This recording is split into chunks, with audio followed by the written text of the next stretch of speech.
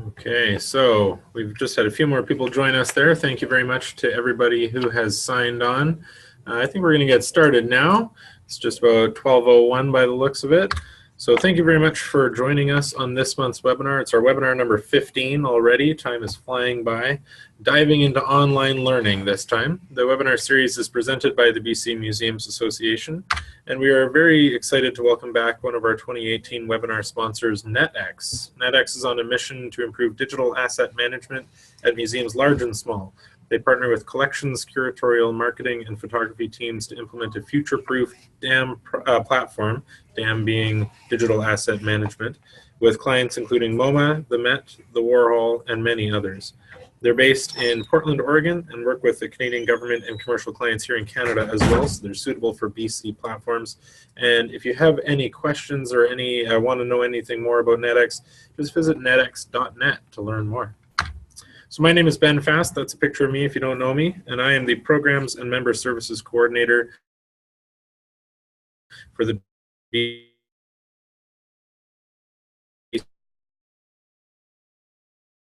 Museums Association. Right there on the screen. I'll try it's going right now, so I should be able to answer any questions that come in. Before we begin, I do want to just quickly mention, looks like we might have had a quick internet cutout there. Sorry about that. Hopefully people can hear me now. Just had a little note pop up saying that somebody had trouble hearing me for a second. So well done to the person who found the chat option already. Really quickly before we begin, I want to show you how to use this webinar. If you can read this and if you can hear me, that's great. But you also don't need to be responding back with your voice. We can't hear you or see you, so it's just fully a presentation on the webinar here today. If you do have any questions, you can use the Q&A feature to ask questions. That's the best way sort of for us to see all the questions coming through, and we'll read them out so that everyone can hear them as well. If you do have any questions sort of a tech nature, you can also use the chat window, or you can shoot me an email again as well. And just like last webinar, I do have some quick conference news to pass along. Regular registration is now open for the BCMA 2018 annual conference. It's going to be happening right here in Kelowna, in that beautiful setting along the Okanagan Lake. And you can see, if you go to our website, you can see our schedule at a glance up on the conference page. We have some of the sessions already confirmed, so we wanted to give a sneak peek of those as soon as we could. We will have a program up and ready before the next webinar, the one in August, so be sure to follow along on our website or using the hashtag BC Museums on social media, especially on Twitter. That's when you'll get all the latest news about any full conference programs or additional news. We do also have our keynotes that have just been announced, and we will be sending that out through the listserv and on our social media channels in the next day or two, so watch for that. Okay, but on with the webinar that you have all come to see. We are joined this month by Rachael Bell-Irving, the Digital Outreach Coordinator for Online Programs at Oceanwise. With a background in zoology, informal education, and childcare, Rachel's current role as the Digital Outreach Coordinator is a perfect fit, focusing on online education and outreach initiatives for learners of all types. And outside of teaching, Rachael is also a recently published young adult fiction author, and we are very excited to have her joining us today. So Rachael, are you there? Can you hear me? And can you join us with the screen share? Awesome. Thanks, Ben. Yeah, it all looks like we're good to go here. All right, so perfect. Is that all right so far? Looks good. Okay, excellent. So yes, hi everyone. As Ben said, my name is Rachael, and as the Digital Outreach Coordinator, my role here at Oceanwise is essentially explorations. Online learning has been around for quite a while. It's been done on the side of many people's desks, but my role is to really try to fully focus on this venture and start to grow it at Oceanwise on a local, national, as well as international level. So through this process of developing our online programs, I've learned a lot as a new professional in the field as well as within my organization. So that's what I'm going to be chatting about today. Just to clarify for everybody, because we did do a rebranding last year and it's still confusing even to us sometimes. So I work for Oceanwise Education, and Oceanwise is the International Conservation Association that operates various initiatives in education, research, and conservation. So amongst many of our initiatives and programs, we have the Vancouver Aquarium in Stanley Park, which many of you are probably familiar with, and that also acts as our head office. So Oceanwise Education, we run our programs out of the Vancouver Aquarium. Wherever you hear Oceanwise now, that is the overarching organization, and the Vancouver Aquarium is one of those many operations underneath Oceanwise, just so that makes a little bit more sense in terms of context. So let's see, this, there we go. This is me. Again, background is zoology and classical studies. I've been working in various informal education positions for a couple of years now. But as a disclaimer, you do not have to be tech savvy to do virtual education. I do not have any experience starting in virtual education before this role, nor would I consider myself to be very tech savvy. Instead, I think the best thing to do is to be tech curious. If you are apprehensive or worried about using technology for education, you are not alone. Technology is really its own kind of language, and some people might have an affinity for it, but everyone can learn it. And a lot of what I talk about today is hopefully going to sound like common sense. It is a very accessible venture. The first project I did for online learning was creating a course using just PowerPoint and Wikipedia, free images essentially. So in the beginning, online learning starts as something very simple and very quiet, but it can grow, and it's grown very steadily for us as an organization. A couple of things that we have going on right now. We have our virtual Aqua class, which is a 30-minute live video conferencing program. This allows us to connect with students and their classes to talk about pretty much anything that they want to. We've done programs from West Coast to East Coast, Arctic, squid dissection, things like that. And so students have an opportunity to be interactive with the ocean without having to leave the classroom. The middle picture, the ocean literacies, are asynchronous resources, so self-directed resources, and these come in the form of online courses where students and teachers can access lesson plans, activities, resources to develop their understanding of the ocean. And then we have social learning, which is probably one of the more fun ones for me.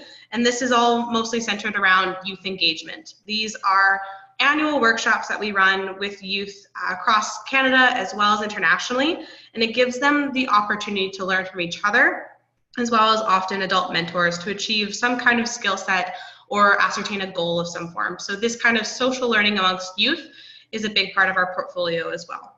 Pretty much anything that means connecting people with digital technology or talking about digital technology essentially falls under my jurisdiction. And it is always evolving, just as education should be. Technology gets updated, it gets changed. And so through these programs, we're able to adapt and develop. And I've been able to pull a lot of my experience as an educator as well as an author. That's been a great learning curve for me, and continuing to learn all the best practices. So we'll hopefully be able to talk about and share some of the lessons learned that we've done with today as well. So when you're getting started, like I said before, it does not have to be scary. You are certainly not the only one who might be apprehensive about it. And it is always a learning opportunity when you're working with education. So when I say remove the deadline, I mean that you're not missing out on anything just yet. Virtual education is still very new for everybody, and it is constantly growing at a gradual pace.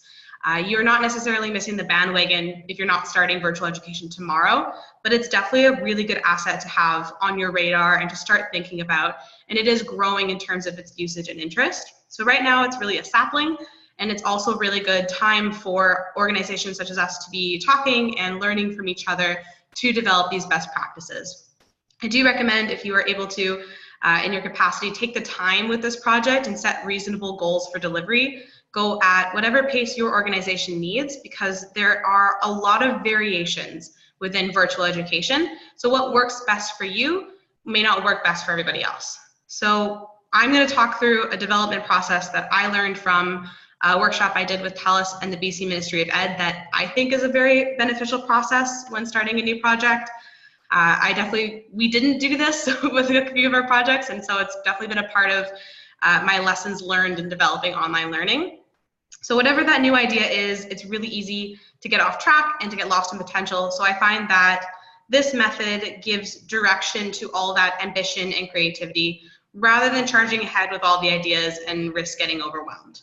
So with that being said, if you want to get into virtual education, the big question is why? Why are we bothering talking about virtual education? There are a lot of benefits. You have the opportunity to reach new demographics and audiences, as well as overcome a lot of geographical boundaries. So you can reach kids and students that wouldn't necessarily be able to come to your doors. Maybe they can't afford it. Maybe they live across the country. There are lots of different boundaries that we find with education, and virtual education is a really good way to be overcoming some of those physical hurdles that we find. It also helps you to maintain and continue a connection with students either before or after they come through the doors. So through our online resources, we're able to provide activities and lesson plans and follow-up discussions for teachers. So not only do we have that connection with them when they're in our house, but we're also able to continue the conversation and continue that impact after they leave as well. It's a fantastic opportunity to collaborate with other organizations. I mean, we are now talking across BC, which is really cool. So that kind of communication aspect of online learning really helps to draw in new partnerships and new collaboration that you can do with other people. It might even allow for international outreach now that we don't have to worry so much about flying across the country to meet somebody. Now we can Skype them quite easily. Time zones will always be a challenge. I'm sorry, I can't do much about that, but it does allow for that kind of additional outreach, which is great. Of course, you're trying something new, which is always a nice way to revamp your organization or reignite some interest in staff, or just simply spice things up and try something new. And it's a marketing opportunity. You can raise awareness with your organization. You can start, again, forming those partnerships and get your name more recognized, and really helps in terms of outreach in a public atmosphere, not only in education as well. So the initial idea is education, then what does that mean for you? And identifying the goals that you want to achieve. Is it that you want to reach 1 million views, or do you want to reach a new type of audience? Maybe you haven't really tackled that teenager demographic yet. This might be a good opportunity for you to try and tackle that type of audience as well. So the first step is really identifying the purpose and objective that you want to get out of virtual education. And so then once you have that objective, it's time for what I like to call the big brain dump. So basically, word vomit, if you want to call it, come up with everything you could possibly want to achieve with your goal of virtual learning. So if you had no budget restraints, no time restraints, no technology restraints, just what is everything that you could possibly think of doing when it comes to virtual education? If you want to send them on a virtual reality trip to Mars, would you do it? Just think of possibly everything that you can come up with. The sky is totally the limit. And so, for example, a really good idea with this is, again, having that direction to start with is most important. Having your objective in place before going to the big brain dump is vital. When I was first brought on, I was basically given this new platform called what we call our online learning environment, or OLE. And I was just told, go. We've got these 3 ocean literacy courses. There's really not much on them. We want them to be active. Go. And that's unfortunately a very broad definition. And so we accomplished this, but when we went to teachers for their feedback, their biggest critique was that it seemed directionless, which isn't really a surprise. So with the ocean literacy courses, we really went from that initial idea and then basically put our big brain dump into the finished product, because there wasn't that objective and purpose to the idea in the first place. So definitely following along with that kind of clear goal that you have in mind is going to help keep, again, that creativity and that ambition and direction. So once we have the idea and all of the possible things you could do, now it's best to cut down and refine and start thinking about how are we actually going to feasibly do these kind of things. And this is the best time for equity assessment. So looking at what is your physical equipment? Do you have a laptop on site? Do you have microphones or cameras or even just a cell phone? And what toys do you have to play with? I also 100% recommend do a physical walkthrough of your facility. Find out where all of the electrical parts are and find out where all of the Ethernet or the internet ports are. Test out the internet. Where is it strongest? Do you have room for any kind of virtual education? Even though it's done online, you still need a physical space to do it. So a desk with a computer is a big asset. I was honestly, when I first started, working on a bench for about a week just because we didn't have space. So there's all these little things that sometimes get forgotten in terms of physical space. So if you want to do any live programming or video recordings, you're going to need the space to do it. So an equity assessment of your physical equipment in your space, looking at your staff and volunteers. Is anyone really interested in this project? What makes you as an organization an expert speaker that teachers are going to want to bring into their classroom for their students? What is the budget that you're working with? Do you have licenses such as WebEx or Zoom or Skype? Do you have these things to work with, or ability to pay for a website, or do you have someone on your team that could possibly make a website? All these kind of things. And thinking about your audience as well. So what kind of audience do you want to reach, and who do you already have that you could possibly reach out to? So do you have a network of schools that could possibly be your beta testers or your guinea pigs, so to speak? Could you partner with someone maybe as a guest speaker or to bring in new resources? So who are you going to talk to, and how are you going to get to them as well? And then any additional resources that you can pull from, things like photo banks or secret skills, or maybe you're able to go outside, which would be really cool. There's all those kind of really thorough equity assessment, and then you want to reassess your goals. So what can you accomplish based on this equity assessment and all the ideas that you had with the big brain dump? It's best to be critical and realistic, but don't give up on an idea entirely until you've exhausted it. And that's why you have the big brain dump in the first place. What are all these ideas you can pull from, and then trying to fit them into this new kind of borders that you have with your equity assessment. So for example, if you might have to cut out the virtual reality trip to Mars, fair enough, but maybe you could Skype with an astronaut instead. Or if you don't know any astronauts, maybe you could talk to someone who is currently training to be an astronaut, maybe someone in ground school. Or if you don't know someone in ground school, then maybe you went to university with someone who studies astrophysics and could share their knowledge about space. There's different angles you can take with every idea. So just because it seems impossible doesn't mean it is. There is a lot of creativity when it comes to these kind of programs as well. And so once you've refined what you can do and refined your idea, you also need to specify. And best piece of advice that I think I've gotten in the past is pick one thing and go with it. Especially if you're starting digital efforts for the first time, it's really good to just pick one avenue and run down that full throttle, become an expert at that before you spread yourself too thin. I actually learned that from being an author, and when I first started publishing, it was my responsibility to market myself, but I've never done marketing before and I didn't know where to start. And that was the advice I was given, was pick one medium for marketing and go with it. So as an author, I chose Instagram because that was something I was familiar with, and it's been successful for me so far, and it's still growing as I continue to pursue this. So choosing one avenue to explore, it builds your skills, it produces a quality project, and prevents you from spreading yourself too thin when you're really just getting your feet wet in this type of field as well. So for example, if that one thing was going to be live video conferencing, for example, the virtual aqua class program that we do here, which that 30-minute workshop with kids, we keep the description very vague because it could be a lot of different things. We could talk about frogs and penguins and sharks. We could talk about a lot of different ecosystems here as well. So once you have that one idea, you're looking at everything you can possibly do under that one idea. So like I said, we could talk about frogs, we could talk about penguins, all these cool ideas. Maybe you could also lead a group through an art class or a breakdancing session, or introduce them to historical figures, which have been done in organizations as well. So there's lots of different angles and ideas that you can come up with just within that refine and specify. So when you've got that big brain dump going and you're coming up with all of the amazing things, you still keep your equity assessment in mind.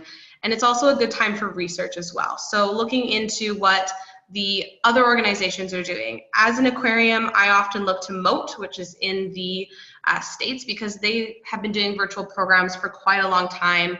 They're at a completely different level, but it's nice to have that sort of idea of where am I going and where can we aim for in the future as well.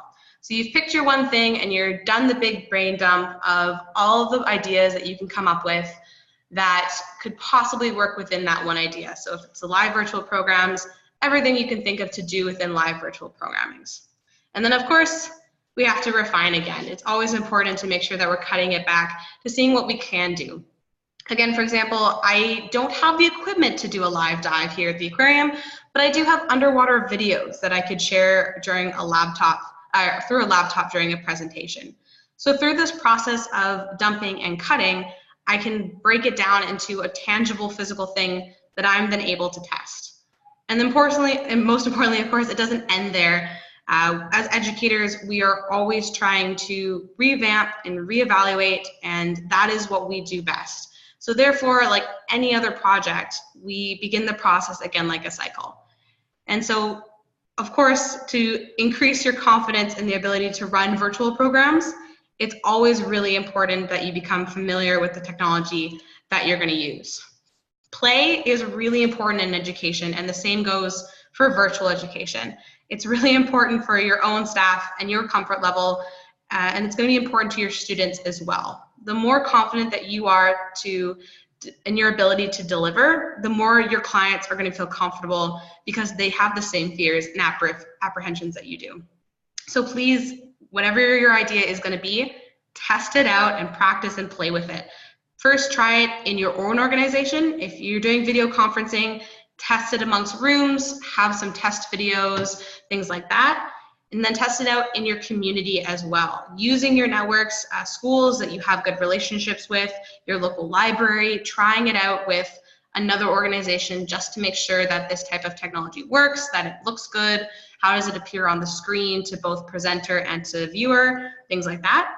And then also test it out with your program. So run a beta test or a focus group or community, things like that.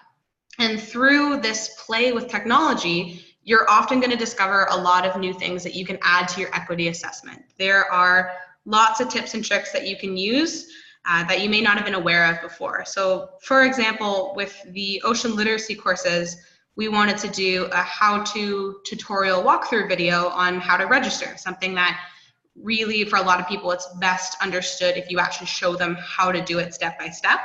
And there are plenty of websites that you can find that you can subscribe to that will make a pretty video for you, or you can hire someone to do it or things like that. What I figured out just by clicking through my own laptop was that Windows computers come with a gameplay feature that people use to record themselves playing video games. So it allows you to record your screen and your voice at the same time as a voiceover. So by doing that, I was able to create this walkthrough video with a free app in an hour of my time. So very carefully, of course, play with your equipment and get comfortable using it and understand how those pieces fit together. Now, when you're doing virtual education, just like with any kind of education, there are always challenges. And I think one of the biggest questions that I get asked most often is, how do you keep the kids engaged? And that's a really good question. When you are present in front of the audience, you have a lot of power just by your physical presence there. When there is now a video screen between you, you lose that presence that you automatically had when you were teaching in person. But that does not mean that you can't be engaging. It just takes a different approach. Whoops. There's my penguins. So inquiry-based education is the strategy that we use most often here at the aquarium, where you are allowing the students to lead the conversation through questions and observation and their own ideas. Rather than just listing off facts, it's giving them the tools and saying, why do you think this is a fact, or why do you think this is important? How do you connect with this? And using that sort of discussion-based method works really well to keep students engaged and allows them to feel involved. I found a lot of similarities between marketing my book and running virtual programs because they both rely really heavily on visuals.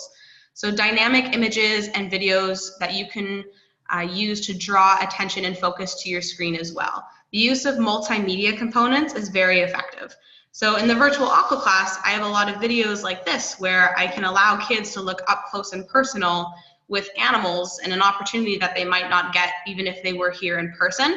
And it keeps it exciting for the students. They can utilize observation skills and citizen science skills for us, but it also keeps up the rhythm of the program and gives them a unique opportunity. A lot of students, even if they were to come see us in person, probably wouldn't get to see the electrical eel eating. So this is a really cool way to keep it dynamic and engaging as we go through the program. So things like changing visuals, colors, sound, all of these different varying elements can really help to increase and continue engagement as well. Props work just the same as well. So if you have physical things that you can hold up on the screen, that is still effective. If I hold up a turtle shell for the students to see the spine, that's far more interesting than me just standing there describing it to them. Any variety that you can provide in your presentations, in your virtual learning, is really effective. Also, giving students appropriate question and answer time, or also activities that maybe they want to follow along with in your presentation. So when we do a squid dissection, I don't have the capability or the resources to send the students squids themselves, but I can send them a diagram which they can then color and fill in as we work through the dissection together on a document camera. So things that they can follow along with and work with as well is really effective. And of course, setting clear expectations on the kind of behavior you want to see, what they can expect from the program, just as you would if you were running in-house education programs. Most importantly, support the teacher who has booked the program. They have chosen you maybe because it's a unique opportunity, maybe they are interested in tech education, more likely it's also in their budget range or it's more accessible to them, and I can guarantee you that they have the same reservations or worries about using technology that you did in the start. So best thing that we've started doing is running a tech test or a practice run essentially with the teacher prior to the program. So again, if you're doing live video conferencing programming with teachers, set a time for 10 to 15 minutes where you can do a practice run. This way they can actually visualize what they've gotten themselves into, because that's probably the biggest question I get from teachers too, is what is this actually going to look like? By running a tech test, they become a lot more comfortable because they know what to expect. It also helps because it makes sure that the technology is going to work, that they have the appropriate internet to support this kind of program, and all around helps set expectations for the teachers. So supporting the client with the new ideas is a really important component of rolling out a new program. And the more engaged that the teacher is, the better it's going to rub off on the students. Ultimately, you are relying on them for group management because you're not physically in the room. So you want the teacher to be your best friend as much as possible. And of course, remember that virtual education can be accomplished in a lot of different ways. It doesn't have to be live video conferencing as well with all the bells and whistles. It can be YouTube videos. Those are also considered online learning. It can be a live tour through Facebook or Instagram if you're comfortable using social media tools. These can be a lot of different opportunities with that. So there are all different types of online learning and engagement opportunities. A lot can be accomplished with very little technology to start with. And there are also a lot of free alternatives to many programs so that you don't have to shell out a bunch of budget just for a fancy camera. This comes back to that equity assessment and play components and why those are so important, because you might surprise you with what you actually have on site. Again, for example, going back to being an author, I don't have a lot of money to spend on making a website and buying myself bookmarks and things like that, but Wix, WordPress, and GoDaddy are either free or pretty inexpensive, and you can find some really good quality sites on there to make your own website, to build your own online course. There are some really good alternatives. There's photo editing things that are free apps on your phones if you want to use that. Again, sometimes a lot of computers come with these little apps or applications, things like that you can use. I found so many free photos on Unsplash and Pexels and Wikipedia. If I don't have a good enough camera to take them myself, there are always really good alternatives. So new doesn't necessarily mean better. However, I will say that if you are going to invest in anything, then definitely it should be your internet. What makes virtual education so expansive and versatile and exciting is also the thing that can be a big limiting factor if you or your participants don't have strong enough internet, if your participants don't have access to internet in order to support that programming. So the internet is definitely the foundation block of online learning. We use hardwire internet here, so we make sure that it's actually plugged in. It's more reliable than wireless internet for sure. And you just want to make sure that that is something that you have as a support system for your programs. It is what is going to make or break a program or allow you to even access this kind of technology if you want to build online programs in any way, shape, or form. So this has been a very kind of quick, brief sort of go through of my lessons learned and things like that. I'm happy to go back and talk through things again. Again, it's such an exciting opportunity because you can break down those geographical boundaries. I've had the amazing opportunity to talk with Indigenous groups in Iqaluit and in Northern Ontario and all these places that otherwise wouldn't get to see the ocean, which is super exciting for me, and to introduce them to sharks, which they probably wouldn't otherwise come across. There's a global perspective with the youth as well. We get youth that are talking to each other across Canada and deciding what they want to see Canada improve on regarding our health of the water around us and how a lot of communities still don't have access to clean water. So we've got youth talking with each other through digital technology to come up with changes for our country as well, which is really exciting.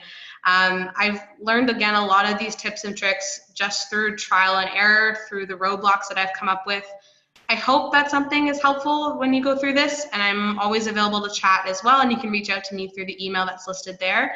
I think the thing that I'm most excited about when it comes to online learning is that collaborative aspect. Being able to work with other organizations, to learn from each other, and to have the youth connecting with each other is what I think makes this venture so special and has a really great deal of potential growth. And yeah, so I'm a little bit early, but thank you very much for listening and your time, and I'm happy to take any questions or things like that.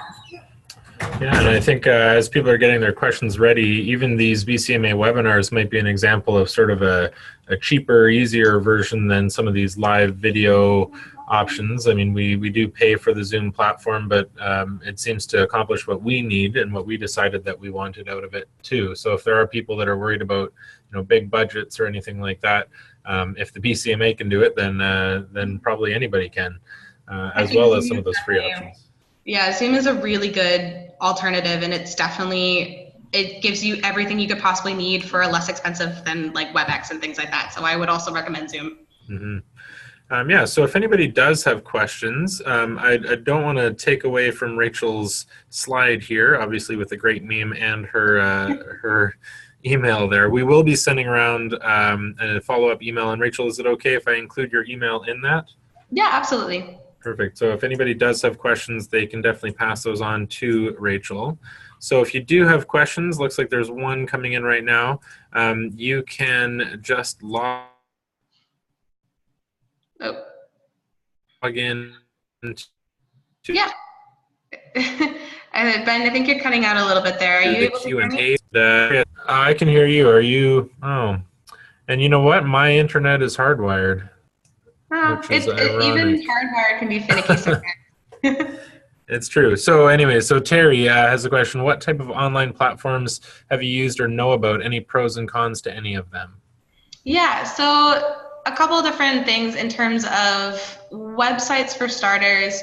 I personally use GoDaddy as an author, and I thoroughly enjoy that one. I find it really easy to use. I've tried both Wix and WordPress, and my personal preferences still come back to GoDaddy. I've also been thoroughly impressed with their customer service, and I think that is a really good thing to look to when trying out these different platforms. You want to make sure that you'll have the support, and from my experience, GoDaddy has been great for that.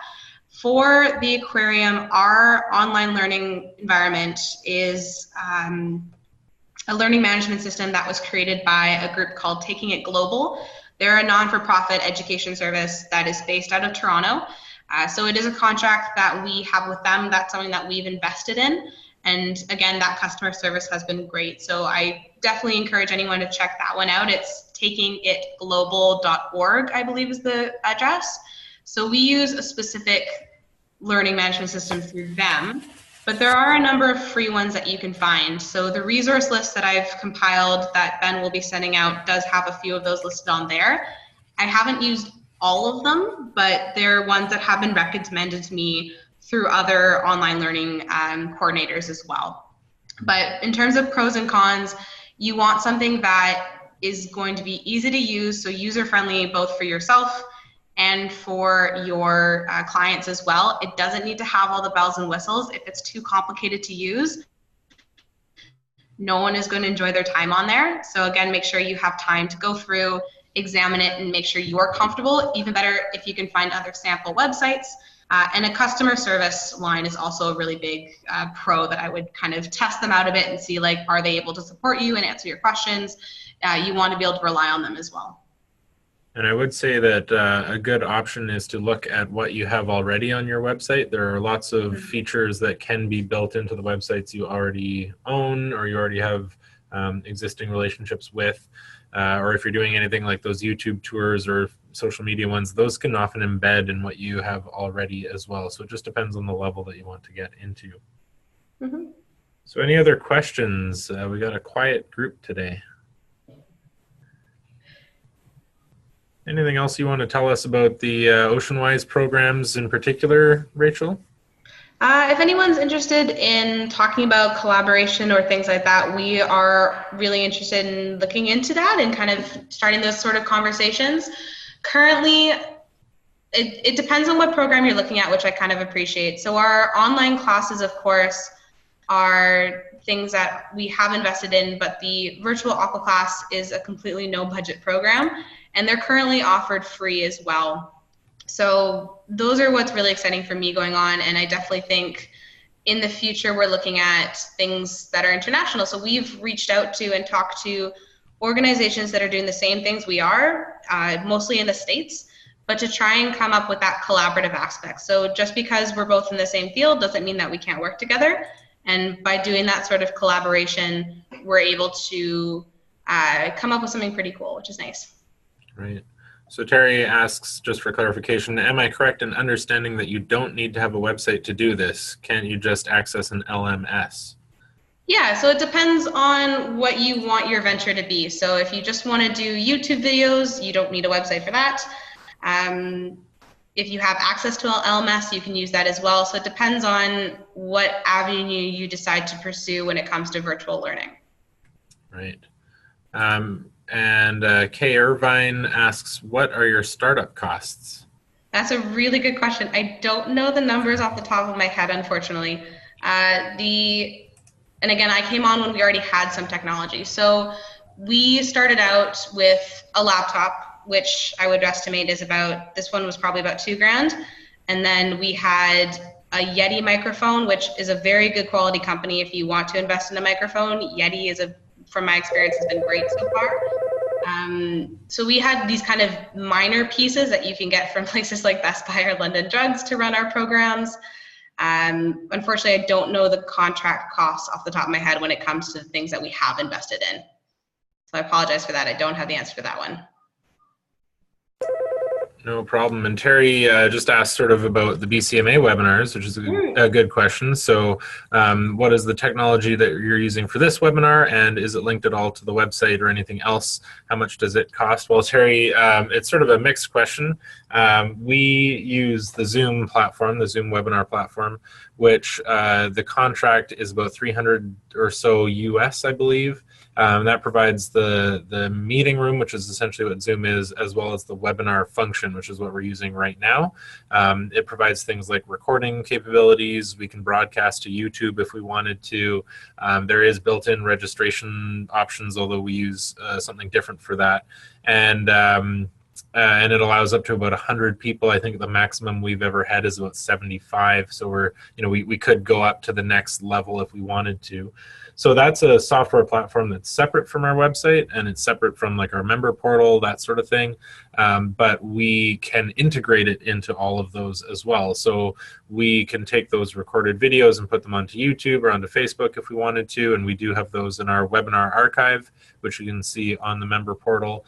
And then because we already have the registration function built into our website and into our portal already, because it has to relate to payment, we just use that function anyways. There's a little bit of overlap and a little bit of crossover. So the Zoom website or the Zoom software that we use, we're really only using it for the broadcast capabilities of it. And then we just incorporate it into our existing platforms. If you didn't have a website, you could do all of your ticketing and your registration through Zoom. If you just had a social media account, you could still link it through there onto the Zoom platform. They all sort of provide more than you need, is what we tend to find, and it goes from there.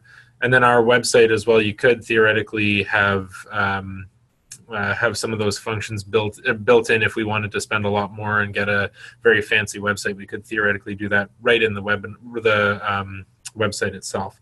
And that's $300 per year, so not $300 per session. Yeah.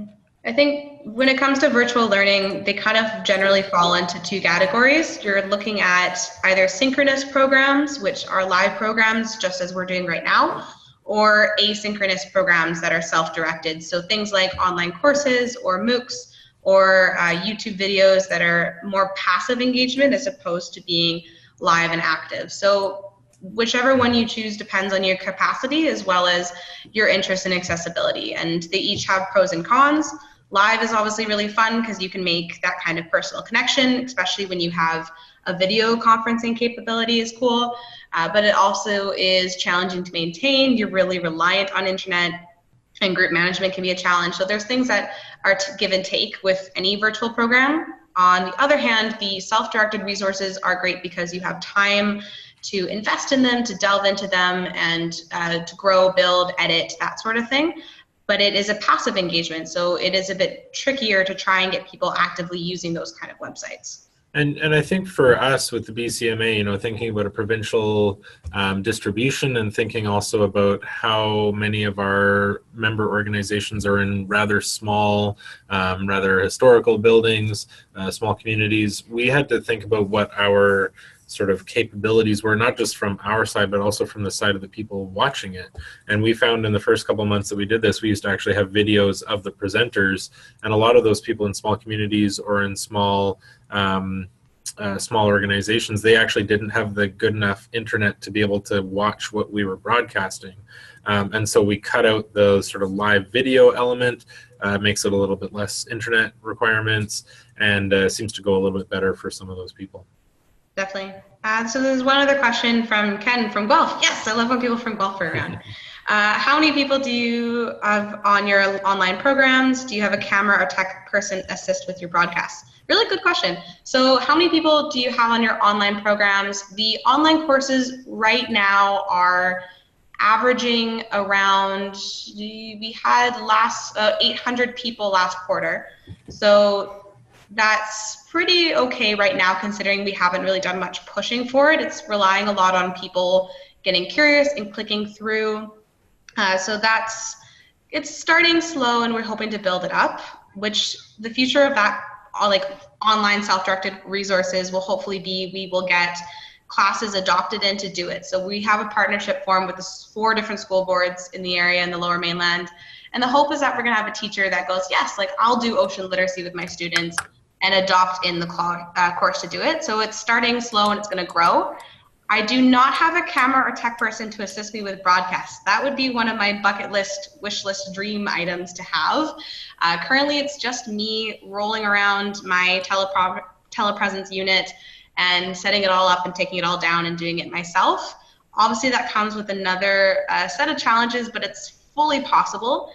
I think in the future, if we were to continue to grow it in the direction it's going now, then definitely having one person to be on camera and another person to be running the tech side of things would be fantastic. Preferably someone who is more tech literate than I am. I have learned a lot just by being patient and again playing with this technology. I've been able to answer a lot of problems that have come up, but it would be amazing to have someone who is really comfortable working with this kind of technology and able to solve it on a fly while the other person can be on camera handling the person side of things and one person to handle the tech side of things. Not necessary, but I think would be a nice addition later on in the future. Mm-hmm. Yeah, thanks, Ken from Guelph. We have 2 people joining us from Ontario. Looks like Queen's Own Rifles Regiment, or Queen's Own Regiment, and also from the Yukon YHMA. So great to see everybody. Cool. So what do you use for your telepresence unit? Yeah, so telepresence unit is, the way I think of it, it's basically like a video telephone. So not like your cell phone, but like a video landline. It's called, the one that we have is the MX300 from Cisco WebEx. And this was actually a donation to us. So we partnered with a nonprofit organization called Connected North. And they run these educational programs for Indigenous communities that are otherwise isolated from education opportunities. And because we agreed to be a content provider for them and do a certain quota of presentations, we actually received this unit in donation of that. So that's what I use. However, that has, in certain times when we've had problems, for example, our elevator broke one day and I wasn't able to wheel this 500-pound thing. I'm exaggerating, but I wasn't able to wheel this giant TV around. So I was able to set up a program on just the laptop and a webcam, and it worked pretty well as well. So you do have other alternatives. You don't have to have the fancy tech, but we use the MX300. And then how do I promote the programs as well? Promotion right now, we have it on our website. It gets sent out in our quarterly newsletter as well. We try to emphasize it when it comes to teacher workshops, as well as within that BC the school districts that we have partnerships with. And as well, it's a lot of word of mouth. So I've reached out to friends that I know are principals, and I have a couple clients that I've gotten that way. And I think in the future, we'll do a lot more of actual open advertising. But right now, the virtual programs, the live video conferencing stuff is currently free because we're trying to build up that repertoire. There's not a lot of output costs, so we're okay with what we've got so far in terms of the Connected North partnership and other programs that we do to help support that. Mm-hmm. Yeah, I think flexibility is a key in any of these, aren't they, Rachel? Yeah, hugely. Not only just like on a day-to-day basis, but on a long-term basis as well. Patience and flexibility are huge. Yeah, I saw Sherry. Sherry's logged in from Nikkei Place, and I think Sherry was on the webinar we did that had the internet fail because we were doing it in a public place and having to run it off a phone and then pushing it through Facebook just so that people could see it. And yeah, but we had to do it within 2 minutes, and that was the flexibility we needed. You often end up MacGyvering a lot when it comes to virtual education. Yeah, it's definitely something that you're surprised how many times paperclip and tinfoil comes in. Yeah, if duct tape can't fix it, then nothing will. Exactly. Yeah. I have yet to duct tape a computer, but I know it probably will happen soon. There's no dead ends. There's only reroutes. It's true. Any other questions coming in? We'll give it maybe 30 seconds to get your last ones in. We will be sending around Rachel's email address as well. Or if you do have any questions about the BCMA webinars, I didn't know that would be such a popular topic on this one, but feel free to shoot me an email for those as well. And it's the classic dead air side of an audio broadcast, but we'll just give people a couple more seconds here. We are running close to the end of our sort of scheduled time anyways. Looks like that might be all the questions. So, we might have one more coming in through the chat. It's just a thank you to you're Rachel. Very, very welcome. That's true. Yeah, thanks a lot, Liz, for sending that in, and thanks, Rachel, as well. So, if I can take it on, I have one more thank you as well, and that's to our webinar sponsors, NetX. Remember that you can see them at netx.net if you want to learn a little bit more about digital asset management, and thank you very much to them. They'll be joining us as a sponsor for one more webinar in October as well, so look for that there. If you do have any other questions about this presentation or for Rachel, you can send them to bcma@museumsassn.bc.ca, and we'll send that around in the follow-up email as well. That follow-up email does have a short sort of follow-up survey, exit survey as well, and we really appreciate you filling that out. It takes about 5 minutes. It really helps us plan for great future webinars like this one. And remember that if you are a BCMA member, you can see this webinar and all of our previous webinars in our webinar archive, which is available now on the portal. You can find a link to the portal on our website as well. So next month, we do have another webinar already scheduled. Next month is with Colleen Craig and Michael Smith from the Department of Canadian Heritage. They are back for a second webinar with us, taking your feedback from their last webinar to focus on applying and the specific steps of application to the Museum's Assistance Program Collection Management component. So if you're a museum planning on applying for the next round of MAC grants, this is definitely the webinar for you. Registration is open now, and people are already signing up, so don't miss out if you are one of those organizations. Like we talked about, we only have 100 spots. We are also starting our scheduling for 2019 already. It's hard to believe it's just mid-July and we're already thinking about next year. But they have been quite popular, and we have seen bookings for the new year already springing up. So if you do want to present a webinar, please get your proposals in now. You can find the form on our website under the Education tab. Speaking of websites, keep an eye on that website for news about the BCMA job board, which we just launched last week, conference news, the latest issue of our BCMA podcast, which will be coming out at the end of the month, and much, much more. So thank you very much, Rachel, for joining us, and thank you to everybody who logged in. We hope to see you again on another BCMA webinar. Awesome. Thanks, Ben. Thanks. Have a good one.